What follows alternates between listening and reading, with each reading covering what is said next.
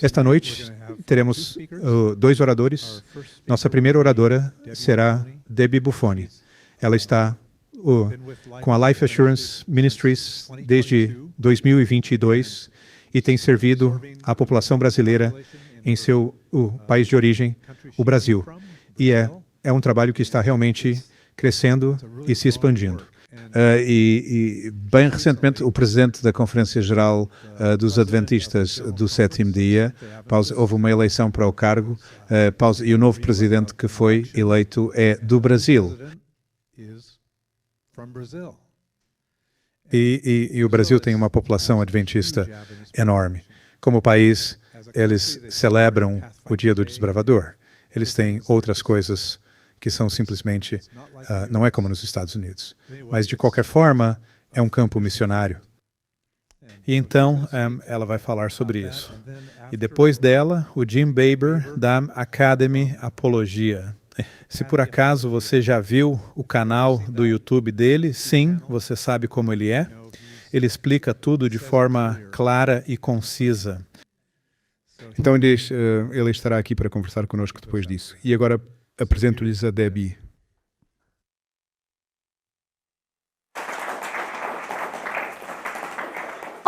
Olá. Você consegue me ouvir? Certo, está funcionando. Então, estão prontos para um pouco de diversão sul-americana? Sim. Vamos lá. Eu adoro curiosidades e quero compartilhar alguns fatos com você.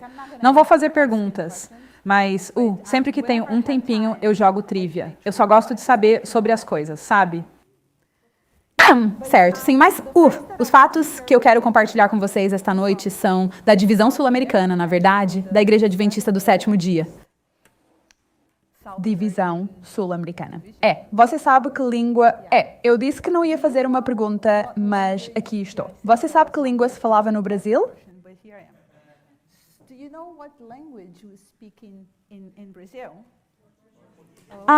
Uma pessoa me perguntou um dia, por que você fala português? O Brasil é tão longe de Portugal. Eu respondi, sim, os Estados Unidos também são bem longe da Inglaterra. Então, não é? Sim, mas apenas um fato. Você sabia que o Brasil, o país, é do mesmo tamanho que os Estados Unidos, a parte continental? Não estou falando do Havaí ou dos territórios do Alasca. Então, é bem grande. Para você ter uma ideia, eu voei do Texas ontem à noite e foi um voo de 3 horas.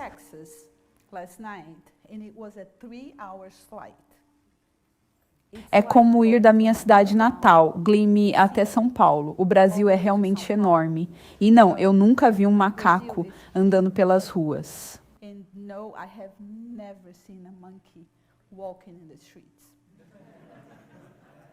E não, eu não gosto nem celebro o carnaval. E é isso que eles estão celebrando agora, enquanto falamos. Mas, de qualquer forma, essa é mais uma curiosidade, uma informação para você. Você tem ideia de quantas pessoas formam a população do Brasil? São 200, esse número é de 2025, 213 milhões de pessoas. Eu acho que aqui, nos Estados Unidos, estamos em 320 milhões, algo assim, certo? Então, são 213 milhões menos 1, porque eu estou aqui, cheguei o mais rápido que pude. A Igreja Adventista do Sétimo Dia, desculpe. O Adventismo, quando eu saí do Brasil, eles estavam justamente celebrando, na divisão sul-americana, o primeiro 1 milhão de membros. Isso foi há 26 anos. Então agora, eles afirmam ter, lá na América do Sul, em todos os países que compõem a América do Sul, vocês sabem quais são os países, não é mesmo? Pois é. Então eles dizem ter 2,7 milhões de membros, certo? Mas em 2000, de 2011 a 2020, eles registraram 1,5 milhão de perdas. É como se, para cada 10 novos membros que são adicionados, 7 deles acabassem por sair. Isso não é Então me deseje sorte, porque não me sobra tempo para mais nada, a não ser para fazer estudos bíblicos, pois o que fazemos no Brasil é exatamente isso. O que a FAF faz aqui, e eu tive a oportunidade de aprender primeiramente com o Richard e a Colleen, e por isso a minha gratidão a eles será eterna.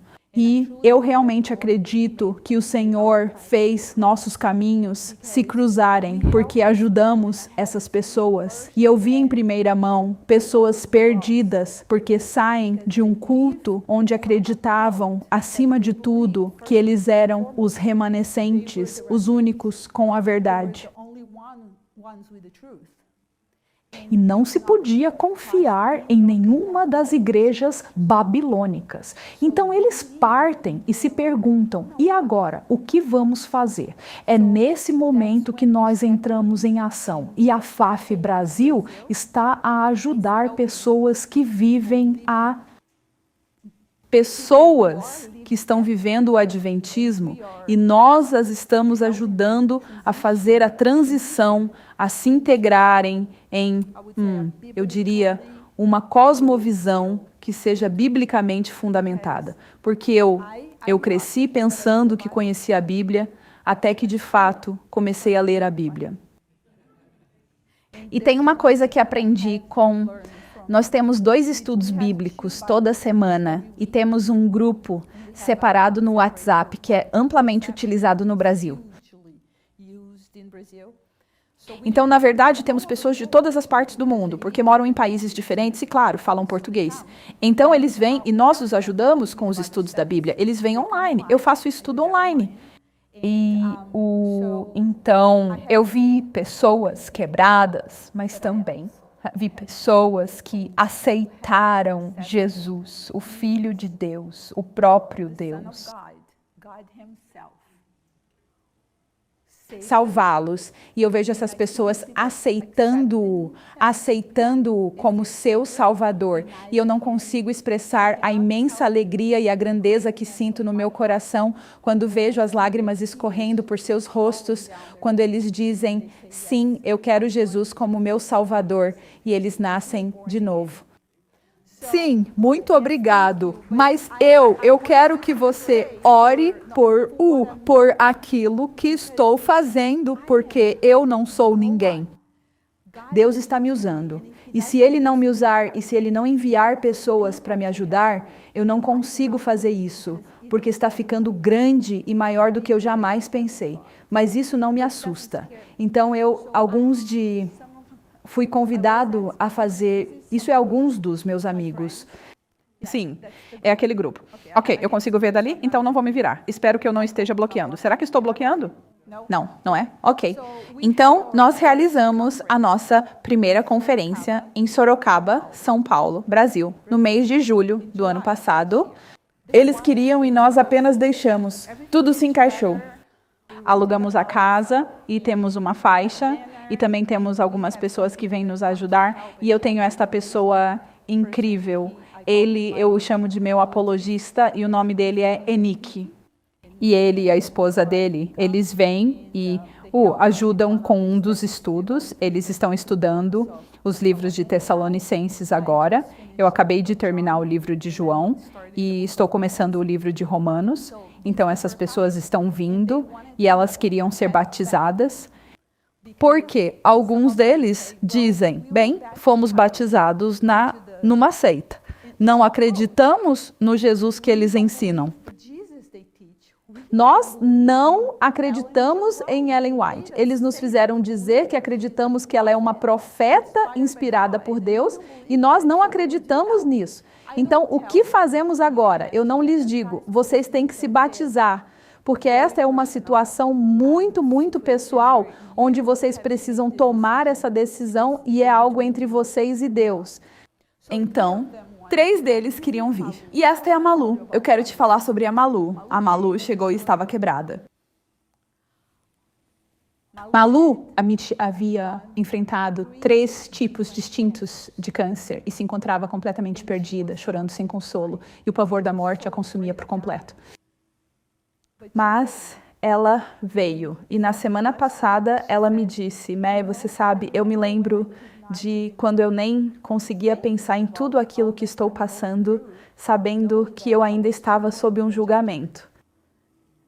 E agora, sabendo que Jesus é o meu Salvador, porque eu os levo por todo o primeiro capítulo de Efésios, o versículo 13, quando diz que se você crê no evangelho da sua salvação, e este evangelho está em 1 Coríntios 15, 1, 5. And this gospel is in 1 Corinthians 15, 1 through 5. E quando você aceita isso, então você é selado pelo Espírito Santo. Né? E ela diz, agora estou selada para sempre. E eu disse, isso é maravilhoso, porque não teremos mais, nunca mais, uma situação em que vamos dizer, isso é uma situação de vida ou morte. Nunca. Para nós, é sempre uma questão de vida ou vida, porque ou eu estou viva aqui, ou então estou viva com ele. Eu estou viva. Essa é a diferença que o Evangelho, o verdadeiro Jesus, fará na vida das pessoas e que já tem feito essa diferença. Então, lá as outras pessoas vieram. Então, ele não é pastor, o Enique, ele é um membro. E ele,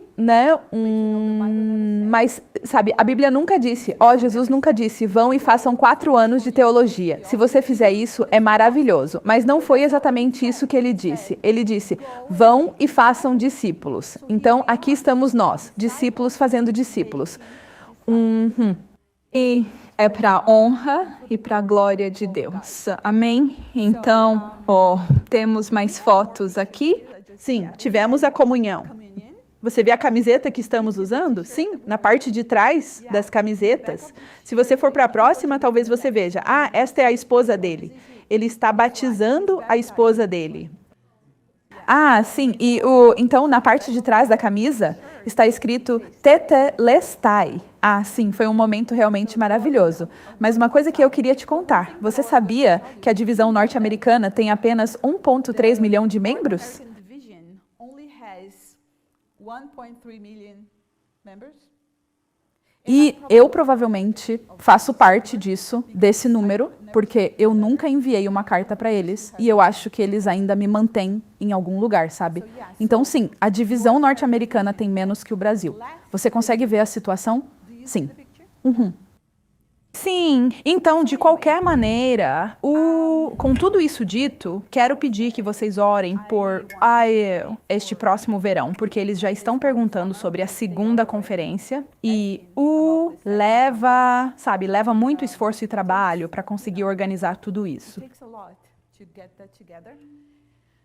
E se for da vontade de Deus fazermos de novo, eu te convido a vir, seria incrível. E, sim, então será em julho, no final de julho, novamente, em 2026, este ano. Então, com isso dito, eu quero, neste exato momento, para solicitar a sua permissão. Olha, eu cresci no Brasil. Eu nasci no Brasil e eu tinha um sonho, crescendo no Adventismo do 7º dia. E o meu sonho era o de ser um missionário. E um dia esse sonho se tornou realidade. Não exatamente, eu me tornei como chamam? No Brasil, chamam de obreira, que é você possui a credencial, assim como a credencial do pastor. Então, comecei a trabalhar para o sistema, era muito jovem, ingênua e muito leal. As pessoas a quem servi. Mas por que estou te pedindo permissão para fazer o que estou fazendo agora? Porque eu não vou me dirigir a você, mesmo que você esteja sob o som da minha voz, e eu realmente quero que você seja abençoado. E quero que o Senhor use isso, não apenas para aqueles que estão aqui, mas para aqueles que estão lá fora assistindo online. E para aqueles que assistirão amanhã e depois de amanhã, que o Senhor fará a diferença, que o Senhor será exaltado e que estas pessoas tomarão uma decisão porque eu as quero. Eu desejo do fundo do meu coração que Deus possa fazer por eles exatamente o mesmo que Ele fez por mim, ou seja, me ajudar a nascer de novo, a ter uma nova vida. Então, você poderia orar comigo por isso, enquanto eu falo agora? Porque vou me dirigir a um amigo muito especial meu. Pelo menos eu acho. Espero que ele ainda seja um amigo especial. Eu fui secretária dele. Então, eu me conheço, então vou ler para não me desviar, sabe, do assunto aqui. Prezado Pastor Ayrton Keller, presidente da Conferência Geral da Igreja Adventista do Sétimo Dia, talvez esteja curioso para saber por que escolhi me dirigir a você. You may be curious as to why I have chosen to address you.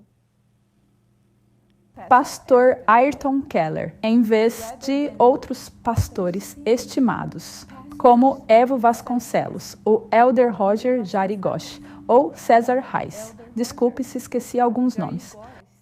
Or César Reis. Sorry if I missed some names. Eu tive o grande privilégio de poder servir como secretário para cada um de vocês. Em diferentes momentos da minha jornada, e sou profundamente grato pelo impacto tão significativo que todos vocês tiveram na minha vida. O Senhor também tem usado o meu trabalho convosco para me ensinar e para me moldar na pessoa que me tornei hoje. Não me esqueço disso. No entanto, considerando que agora ocupa a mais elevada posição de liderança dentro da estrutura da Igreja Adventista do Sétimo Dia, senti que seria o mais adequado e apropriado escrever-lhe diretamente. No seu papel, você não só representa esses líderes que no passado me influenciaram pessoalmente, mas você também encarna a voz coletiva de milhões de adventistas ao redor do mundo. Muitos desses indivíduos, pessoas que um dia considerei como se fossem meus próprios irmãos e irmãs. E até o dia de hoje tenho a grande sorte de ainda poder considerar muitos deles como meus amigos, incluindo você e sua querida esposa, Adrienne. Espero sinceramente que ainda me considere seu amigo. Há algumas semanas, eu recebi um vídeo de alguém, um vídeo seu, onde você estava pregando numa igreja lá no Brasil. E algumas das suas palavras realmente chamaram muito a minha atenção. Foi o que você disse. Alguns, e eu senti que eu era um desses alguns que estão próximos de nós. Tinham vozes tão belas, cantavam entre nós. E eram pessoas em quem depositávamos toda a nossa confiança. Mas agora, infelizmente, abandonaram completamente a fé que um dia professaram e viraram as costas, afastando-se de Deus, da sua palavra, a Bíblia e da própria igreja. Então, você acrescentou, eles são como estrelas cadentes do céu. Pastor Ellerton, não sei se o senhor sabe, mas a Bíblia descreve as estrelas cadentes como demônios e o próprio Satanás.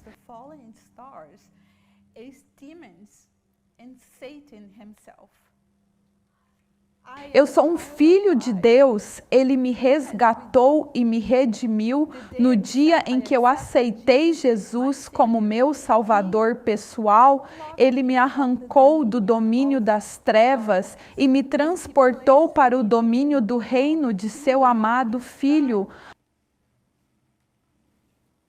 Não se atreva a rotular como demônio aqueles que o próprio Deus considera e chama de seus filhos amados. Sim, é verdade que eu me desliguei da Igreja Adventista do sétimo dia, mas jamais abandonei a minha fé em Jesus Cristo. E é precisamente porque Ele me salvou e me selou com o seu Santo Espírito que eu continuo firme. Eu li Efésios 1:13, no qual também vós, depois que ouvistes a palavra da verdade, o evangelho da vossa salvação, e tendo nele também crido, fostes selados com o Espírito Santo da promessa. E essa é a garantia da minha salvação eterna. É por isso que saí. Com todo o respeito, pastor, eu gostaria de lhe apresentar uma série de questões para sua consideração. A minha intenção, ao procurar sua resposta, não é para o meu próprio benefício, pois eu já encontrei as respostas para todas as perguntas que alguma vez tive, desde que eu era bastante jovem. Pelo contrário, a minha esperança é que as suas respostas ponderadas possam beneficiar os milhões que seguem os seus ensinamentos, muitas vezes sem se aprofundarem numa reflexão mais profunda ou num pensamento crítico. Lembro-me um momento crucial e transformador da minha juventude. Eu tinha 14 anos, quando me apresentei diante de uma igreja, a igreja local onde minha congregação. E eu preguei, e eis expressei, apaixonadamente, minha aspiração de me tornar um especialista nas cartas do apóstolo Paulo.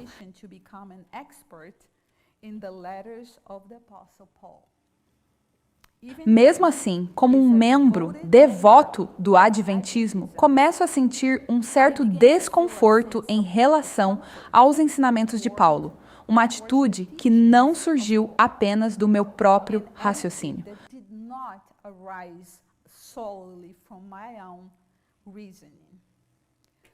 Assim como uma esponja, eu absorvi as perspectivas e as crenças que foram importadas por professores e autores ao meu redor, muitos dos quais pareciam empenhados em me desviar em me afastar de descobrir o evangelho real, o evangelho verdadeiro, como ele é apresentado ao longo de toda a Bíblia, desde Gênesis até o livro de Apocalipse, incluindo as cartas do apóstolo Paulo.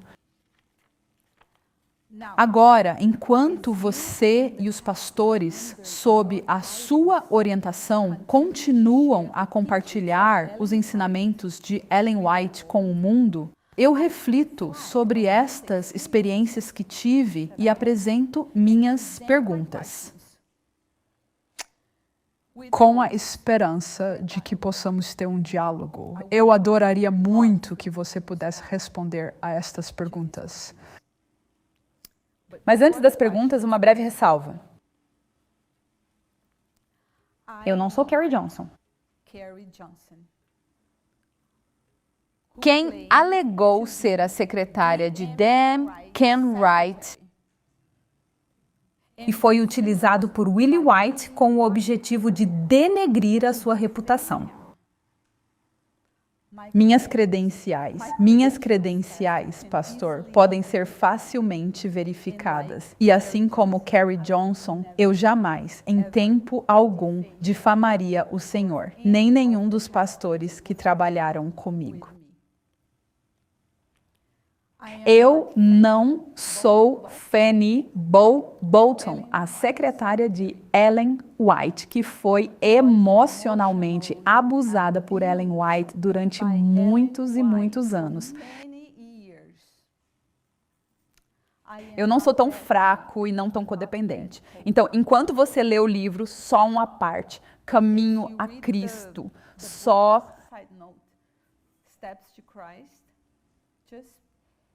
Lembrem-se, Fanny Bolton foi quem fez toda a pesquisa e ela copiou e colou muitos escritos de diferentes autores, algumas citações de Ellen White. Mas, se quiser dar crédito à autora de Caminho a Cristo, é a secretária Fanny Bolton, e não Ellen White. Agora, vamos então para as perguntas. Primeira pergunta. Qual é o evangelho da sua salvação? Você consegue articular e explicar a mensagem simples do evangelho, conforme apresentada em 1 Coríntios, capítulo 15, versículos 3 e 4. Pois eu vos transmiti o que é de primeira importância, aquilo que também recebi, que Cristo morreu pelos nossos pecados, conforme as Escrituras e não conforme os livros de Ellen White. E que ele foi sepultado e que ele ressuscitou ao terceiro dia, conforme o que dizem as Escrituras. Paulo afirma isso repetidamente, segundo as Escrituras.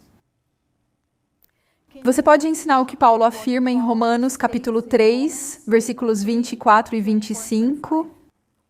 Sendo justificados gratuitamente pela sua graça, por meio da redenção que há em Cristo Jesus, a quem Deus apresentou como sacrifício de propiciação pela fé no seu sangue, para demonstrar a sua justiça, por ter ele suportado os pecados cometidos antigamente, e a longanimidade de Deus. Pastor Jesus morreu por mim, porque ele foi a propiciação, aquele que tomou sobre si a penalidade e o castigo de todos os meus pecados. Jesus levou sobre si os meus pecados. Ele se colocou, ele permaneceu pendurado na cruz entre mim e a ira de Deus, para todo aquele que nele crê. Se Jesus realizou, e de fato o fez, tudo na cruz, ele clamou, tetelestai, está consumado. O que especificamente ele completou?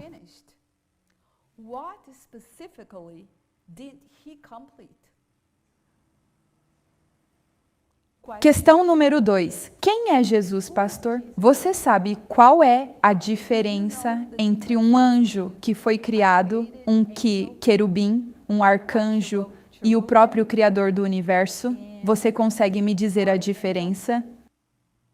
And the creator of the universe. Can you tell the difference? Jesus estava com Deus e é Deus desde antes de todo o tempo. É o que a Bíblia nos diz. Em Colossenses capítulo 1, versículo 17, lemos: porque nele todas as coisas foram criadas, nos céus e sobre a terra, as coisas visíveis e as coisas invisíveis, sejam tronos ou dominações, ou principados ou potestades, todas as coisas foram criadas por ele. E a ele tudo retorna. Ele não estava criando, ele é o Criador. É nele que toda a criação, em sua plenitude, é sustentada. Os próprios anjos foram criados. E dizer que Jesus é Miguel é o mesmo que dizer que Jesus é Lúcifer. Em algum momento tiveram a mesma essência. Pergunta 3. Qual é, de facto, a distinção fundamental e os significados específicos das palavras gregas nomos e entolis, que são empregadas de forma tão consistente e recorrente nos escritos de João? Por que este detalhe tão simples não é ensinado em seus seminários ou nas suas classes da escola sabatina? Eu fui um superintendente, um superintendente, certo? O superintendente da escola sabatina por muitos e muitos anos. Eu realmente não sabia disso. E eu sempre estudei todas as minhas lições. Por que você e os líderes adventistas nunca ensinaram que toda vez que João usa a palavra entol, toda vez que João usou a palavra em grego entol, entolis, pouca diferença, ele nunca se refere à lei? Ele sempre se refere a ditos, instruções, ordens e ensinamentos. Toda vez que João se refere à lei, ele quer dizer isso. Nos 10 mandamentos, a palavra que é utilizada, que ele emprega, é nomos. Pastor, o senhor realmente conhece a diferença entre esses termos? E mais importante, o senhor ensina isso aos pastores e aos membros da igreja adventista? Questão 4. Estou quase terminando. Se Jesus não entrou no lugar santíssimo e ele entrou na presença de Deus até outubro, especificamente 22 de outubro de 1844, por que Estevão viu Jesus lá, no momento em que estava sendo apedrejado até a morte? Deixem-me ler Atos, capítulo 7, versículos 55 e 56. Mas ele, estando cheio do Espírito Santo, fixou os olhos no céu e viu a glória de Deus e Jesus que estava em pé à direita de Deus e disse: Eis que vejo os céus abertos e o Filho do Homem em pé à direita de Deus.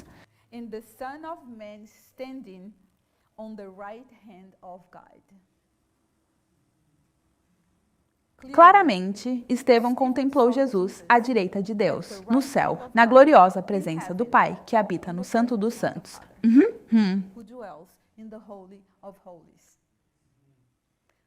Na verdade, o Santo dos Santos é a sua presença, é a própria presença dele. Pergunta número 5. O que está sendo investigado no juízo investigativo?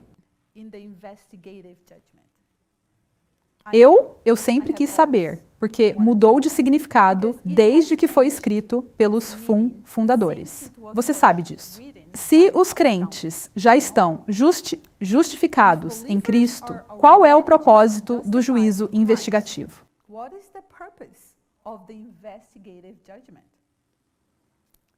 Romanos 8, 1, 2. Portanto, agora nenhuma condenação há para os que estão em Cristo Jesus, porque a lei do Espírito da vida em Cristo Jesus me livrou da lei do pecado e da morte.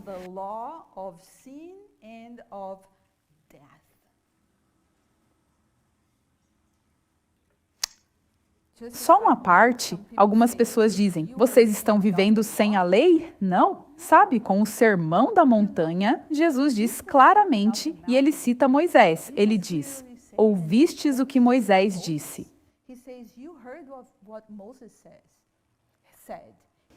Ele disse, não matarás. Eu digo que se você odeia, você já cometeu o assassinato. Então, sim, eu sigo uma lei superior dada por um superior.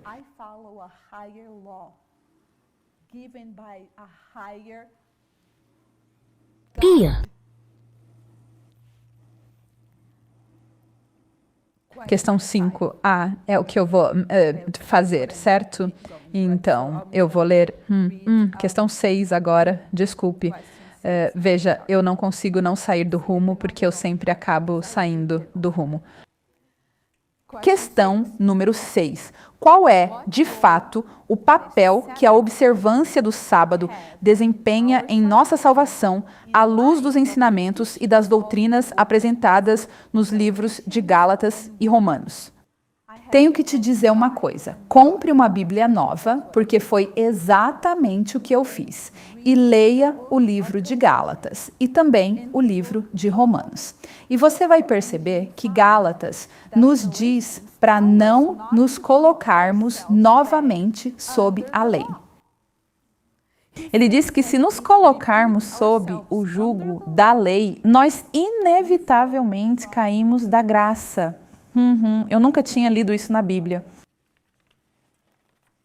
Ele também disse: se alguém pregar um evangelho diferente daquele que ele ensinou, que essa pessoa seja amaldiçoada. A observância do sábado nunca fez parte do evangelho de Paulo. Agora, a pergunta de número 7. É interessante. Eu tenho 7 perguntas. De onde, Ellen White realmente tira toda a sua autoridade? Desde o século I, na verdade, desde o primeiro século até 1844, ninguém teve nenhuma das revelações que Ellen White teve. Por que Ellen White? E se ela não for uma profeta com autoridade das Escrituras? Eu acreditei durante toda a minha vida que ela estava tão tomada pelo Espírito de Deus, do Espírito Santo, que ela mal conseguiu terminar a 3ª série. E vou adicionar aqui a minha própria pesquisa e vocês podem fazer o mesmo. Se lerem sobre o sistema escolar no Maine, no ano em que Ellen G. White nasceu, as escolas consistiam de uma única sala, onde todos os alunos ficavam juntos, em todos os níveis de ensino. E a mãe de Ellen White era, ela própria, uma professora de escola. Então, sim, talvez por estar doente, ela não pudesse ir ao edifício, mas tinha uma professora em sua própria casa a ensiná-la. Então, aí está a explicação. Então, se ela não possui essa autoridade, se não é uma profetisa com autoridade bíblica, por que, então, todas as 28 crenças fundamentais da igreja estão ali, todas elas fundamentadas nos seus ensinamentos? Como o adventismo do 7º dia justifica o papel profético de Ellen White? Como? Na Bíblia. Tá, então, outra coisa, talvez você não saiba disso. Mas eu posso te enviar um link com 3.000 páginas das atas.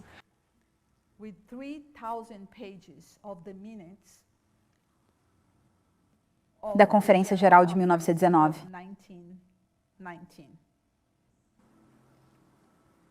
Esta conferência foi realizada pela Igreja Adventista do 7º dia, de 1º de julho a 9 de agosto daquele ano, e foi liderada por A.G. Daniels, que era o então presidente da Associação Geral.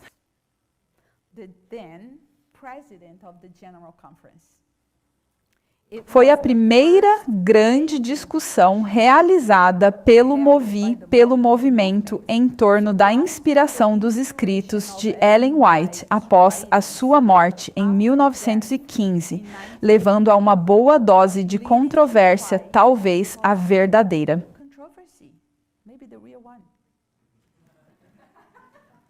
As atas da conferência, descobertas em 1975, sim, 75, por acaso, são agora de domínio público e pode ir online. E são 3.000 páginas, estou a dizer-lhe.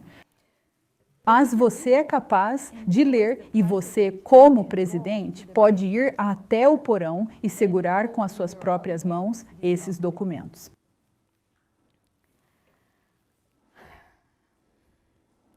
Estas atas provam que os líderes adventistas sabem há mais de 90 anos que Ellen G. White não era quem ela e os líderes do movimento professavam que ela fosse, no que diz respeito ao seu dom profético. Por que essa verdade foi mantida em segredo? Por que essa informação crucial não foi compartilhada com a Igreja Global? Além disso, por que o relatório Veltman, que apresentava provas contundentes do plágio dela de 80% do livro O Desejado de Todas as Nações, não foi traduzido para o português? Nós nunca soubemos de algo assim no Brasil. Nunca. Por que esta informação não foi compartilhada com os pastores e com os membros? O que é que vocês estão escondendo? Já passou da hora, pastor Everton Keller. Para que os adventistas revelem toda a verdade sobre este assunto e assumam plenamente os ensinamentos errôneos de Ellen White. Eu faço uma oração sincera para que você possa trazer à luz a esperança e o entendimento àqueles que estão sob a sua orientação, não baseados nos ensinamentos de Ellen G. White, mas sim da verdade pura e inalterável que se encontra exclusivamente na palavra de Deus. A todos aqueles a quem foi dada a oportunidade de ensinar a Bíblia, eu a tive especialmente para milhões de pessoas dentro o Adventismo do sétimo dia. Seus membros são fortemente encorajados a refletir profundamente sobre suas ações. Quando o Senhor voltar, Ele vai te perguntar, Ele vai me perguntar também, mas é a você que Ele vai perguntar: o que você fez? Com a oportunidade que eu te concedi para ensinar a Bíblia e apenas a Bíblia por si mesmo, esta pergunta de fato sublinha a imensa gravidade de representar fielmente a palavra de Deus, destacando de forma muito clara que todos aqueles a quem foi confiado o sagrado dever de ensinar devem, sem dúvida, responder por como utilizaram a sua plataforma e a sua voz.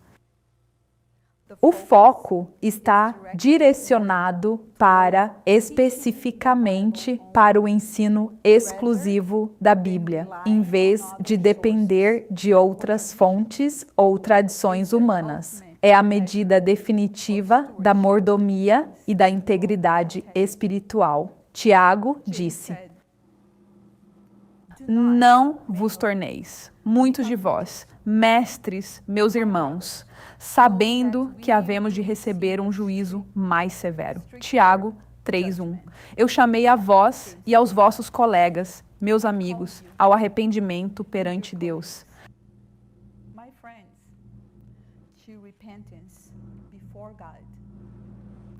Deixe de lado seu profeta, sua posição, e abrace o Senhor Jesus e sua palavra somente com muito amor.